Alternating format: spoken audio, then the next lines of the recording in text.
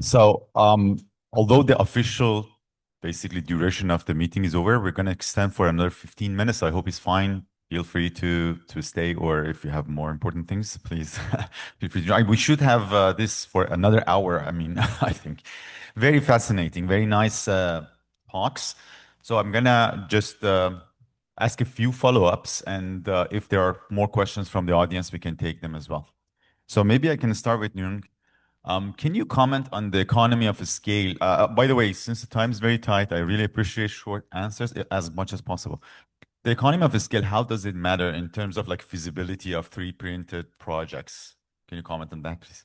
Sure. So the first project, it was negligible because the value of the project and what the robot was doing is about less than 5%.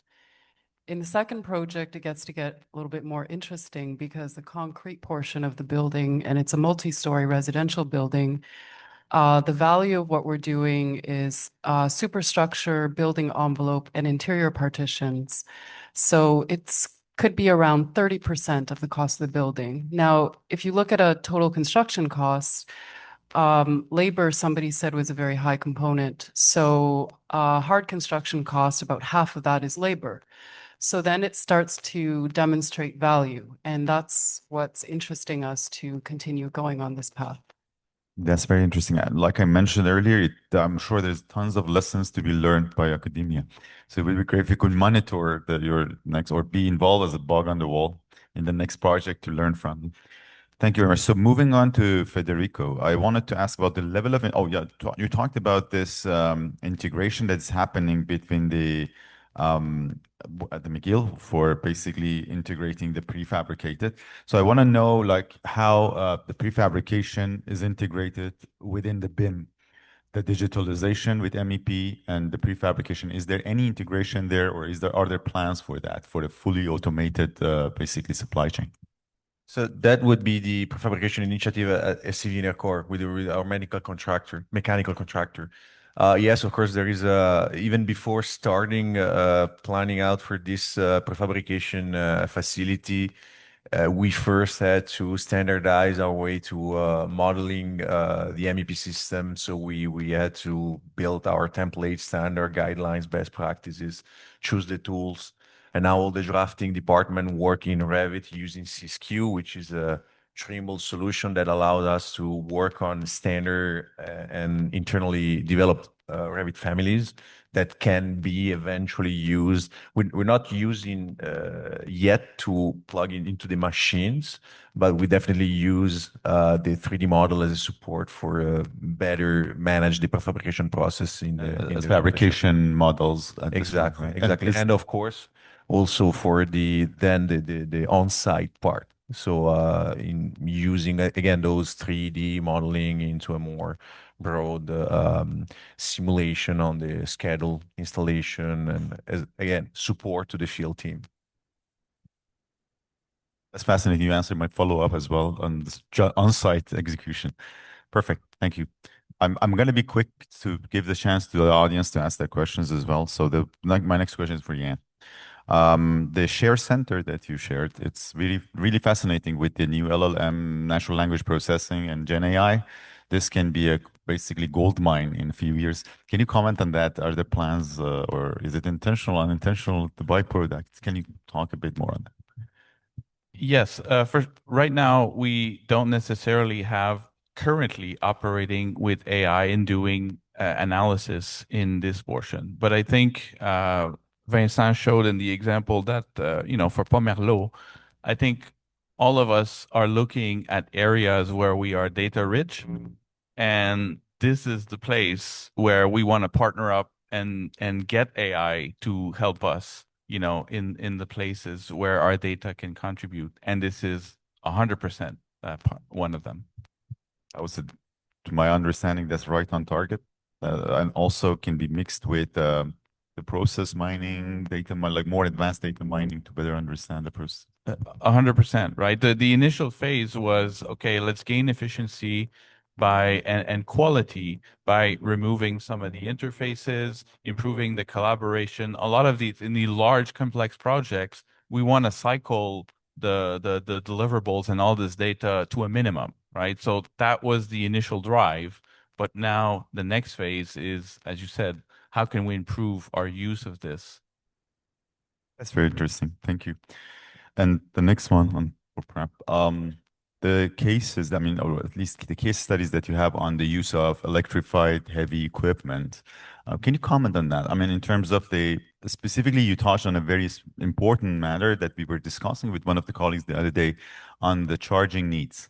Can you comment on that and on the CO2 emission save that comes after it? Sure, yeah. So I think I'll talk about the pros and cons. So right now we're testing out electric construction equipment on some of our sites, but specifically I would say it's in the kind of the smaller equipment, so the mini excavator, the mini wheel loader.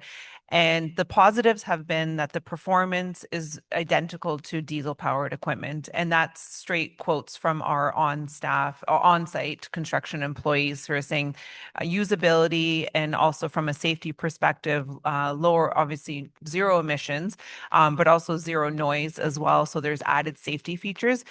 Some of the cons right now, I would say, that the entire construction industry will have to work towards is the charging capabilities. Right now, we can't use electric construction equipment in very remote areas, which we know obviously there's construction happening across remote and city limits as well. So we're limited to right now using this equipment within city limits where there's access to grid power, and that's a key component. We've had conversations with OEMs like Volvo and Caterpillar, and they are working on portable solutions, portable electric solutions where they can come on site and have a vehicle available for the purpose of charging. But again, that becomes very expensive. So that is one of the limitations right now of electric construction equipment. The other interesting thing is that with larger equipment, there are OEMs that are looking into hydrogen. Just had a conversation with Volvo, and they are looking at hydrogen powered equipment that's already being used in Europe. A little bit easier because it's easier to get hydrogen on site using existing fueling trucks that would be bringing fuel to site. The emission savings are tremendous when it comes to electric construction equipment. You're virtually eliminating the diesel emissions, which is contributing to better air quality on site. Awesome. Thank you so much. Tony, you're next. My question is mostly about the introduction of robots to the entire loop for assembly and most important, disassembly that can then support the circular economy. You clarified that the robotics right now is mostly in manufacturing, but can you give us your viewpoint on that? It came with the need of reduction of CO2, and the use part will really contribute to that decrease. So that motivation as us to equip ourselves in the shop with drilling more equipment. So being able to disassemble in the future. So on site itself, we haven't robotized the on site aspect of that. There is some deconstructor business out there. So that we can rely on because in a collaborative environment, joining our strengths is key. So there is equipment, specialized equipment. So the same way as we are a specialized contractor in the steel aspect, we can collaborate with other in equipment aspect to join our strengths together. So that's how we see the future of collaboration. We're having a very good example with the Olympic Stadium. We're doing with Pomelo right now.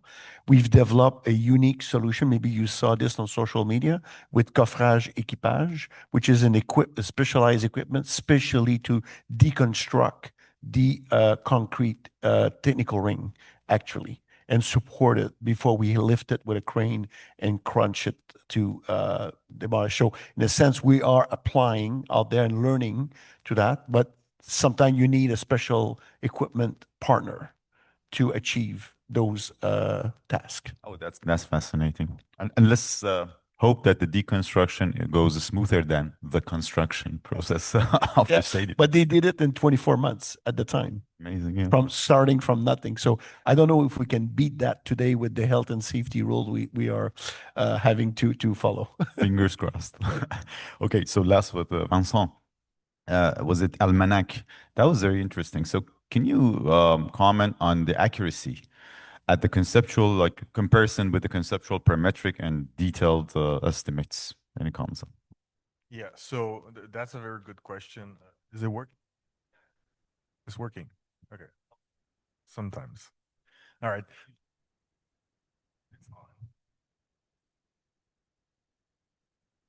So as I mentioned, it's still pretty early, the real use case that we're doing, but the accuracy will depend on the data that we input. So what we did at the time, because we're working with a startup, so it's not something that we've developed fully integrated to our ecosystem. So the data that we have in Almanac right now is the data that we cleaned and provided to that startup.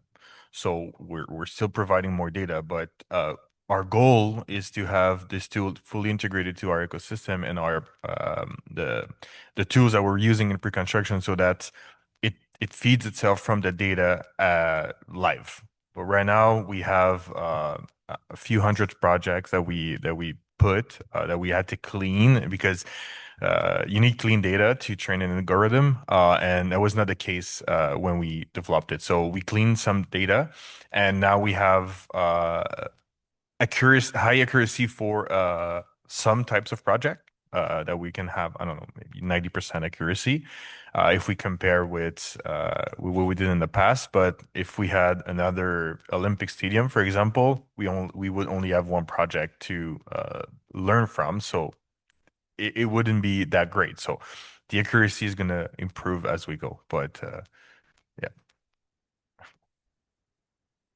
So right now, comparing with the different classes of cost estimate, is it safe to say that the parametric is comparable with the conceptual cost estimate accuracies? I'm talking about what it gives you right now.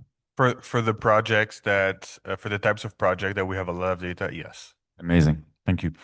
Maybe we can take a few questions from the audience. If there is any questions for any of our industry speakers, now is the time. Okay, so in that case, can we close this ceremony? Oh, okay. I do have a question. Go ahead. Thank you so much, and kudos Nasdaq on such a great panel. Thank you for being here, Eric Poirier from ETS. I'm looking at what you're doing and how advanced you are. And 15 years ago, when we started the Chaire de Recherche Pomerleau at GRID, academia was ahead of industry, and we were like pulling and helping industry, and implementing new tools and technologies. I look what I see here, and I'm feeling that a bit having an existential crisis. Industries now seems to be ahead of academia, or at least on par. I'm seeing ahead. So, how do you see the role of academia in that partnership in supporting your R&D efforts? Where can we help, and how can we support and advance the science together? Is this question addressing somebody specific? Everybody. Okay, who wants to go first? Yeah, go ahead. Vincent, and then. Well, what we've noticed and what I've noticed also from the other presentation is that most of our R&D or innovation efforts are based on operational need, right? So it's good, but it's also a problem where it's hard to think outside the box and think of maybe we're not really looking 5-10 years in the future. We're looking at solving problems of today. So I think the role of academia is still there. It's still thinking about the next 5 or 10 years to make sure that and building these connection with the industry. It's very important, and we've done that with a few universities. But yeah, I think because we focus so much on our operational need right now, I think thinking outside the box and proactively suggesting new technology for maybe problems that we don't know we have. I think this is where there's a lot of value, in my opinion. Amazing. Leung? Yeah, I've thought a lot about this. One of the reasons that the construction industry has been not proactive, or not as proactive as we all wish it would be, is because it's very risk adverse and because the capital costs of projects are very high, could be in the tens of millions, hundreds of millions, or billions of dollars. So it's all about risk. And where academia can really help is in the idea generation and the earlier TRL levels, like say from 1 to 4 or 5. Where we see ourselves, and is certainly the industry being helpful, is in the later mature stages, grounding those ideas in reality and then helping to bring it to commercialization. I think that's where we can really work together very well. And I'm really excited to see so many companies and folks working in this space because there's a lot of interesting, exciting opportunities that we see in the coming years on technology and innovation. And for the records, falling behind industry is the best news for academia. I speak for myself at least. I think Eric is also with me on board. Please, Ian. I'll just add a quick note that I think academia can do a large part in that culture for risk, because some of the things in digital delivery seem to parts of the construction industry very new. But when you look at it, and I'm sure for a lot of people here, there are actually things that were in place 15 years ago. But when you present it to the market, it seems very new way to operate and therefore risky. So I think promoting like the communication around these ideas is also a major way that the all of the industry can see that as less risky because it's been around for a while. Absolutely. And also, academia can offer a simulation or emulation environment for testing high risk, high reward. Prab, what's your take on it? Echoing my colleagues, I think I'd like to give a practical example that has worked really well with industry partnering with academia. We've had universities such as Concordia University approach us and talk about some of the challenges that we're facing. And then we've had students actually use those challenges as their case study research projects. And that's worked really well. We've had various teams from universities who have come up with solutions to some of these operational challenges. And I think that partnership works really well because it gets us as the industry to think outside the box and allow students to work on real world challenges that the industry is facing. And once again, goes without saying, like once that internship is over, you have your workforce ready to join. Tony and Federico.